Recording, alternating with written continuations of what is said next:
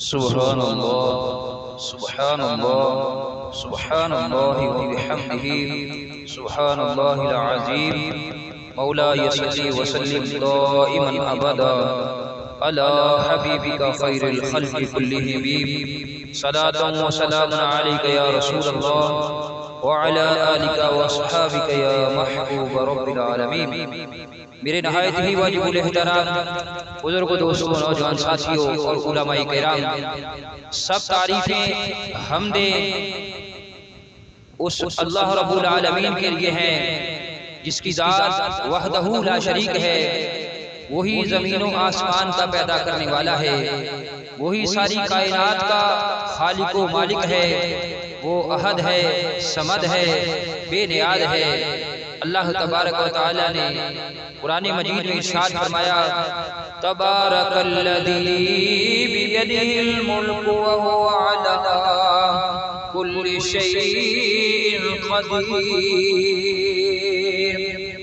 بڑی برکت والا ہے وہ جس کے قبضہ میں سارا ملک ہے اور وہ ہر چیز پر قادر ہے۔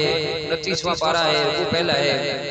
اس نے آسمان کو ہمارے لیے چھت اور زمین کو بچھونا بنایا۔ کائنات عالم کا ذرہ ذرہ، پتا پتا اس کی قدرت کا مظہر ہے۔ آسمانوں کی بلندیاں اس کی کبریائی کا ظہور ہے۔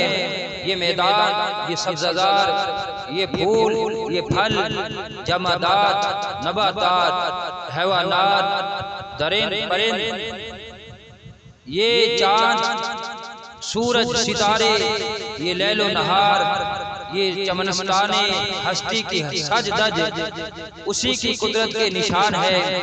خالق کائنات نے بے شمار مخلوقات کو پیدا فرمایا جنہیں ہم شمار بھی نہیں کر سکتے، مگر اس خالق کل نے اپنی جملہ مخلوقات میں سے انسان کو احسن تقویم کا شرف عطا فرما کر وَلَقَدْ كَرَّمْنَا بنی آدم کا تاج اس کے سر پر سجا کر اسے اشرف المخلوقات ہونے کی عزت بخشی۔ یہ اعزاز عظمت عطا کرنے کے بعد اس مالک نے انسان کو بے شمار انعام و اکرام سے نوازا۔ کسی کو عقل و خرد بخشی، کسی کو علم و ہنر، کسی کو سیم و زر عطا کیا، کسی کو حسن و جمال، کسی کو عزت و مال دے دیا، کسی کو تخت و تاج اور کسی کو فرمانروائی، کسی کو سلطنت و شاہی، کسی کو ولایت، کسی کو امامت، کسی کو نبوت، کسی کو رسالت۔ ساری کائنات اللہ تبارک و تعالی کی قدرت و عطا کا مظہر ہے۔ کائنات عالم اس کے انوار و تجلیات کا آئینہ دار ہے۔ اللہ تبارک و تعالی نے اپنے انوار و تجلیات دکھانے کے لیے کل کائنات بنائی اور پھر کائنات کے حسن کو جمع کر کے مصطفیٰ کریم علیہ السلام کی ذات بنا دی۔ سبحان اللہ سبحان اللہ۔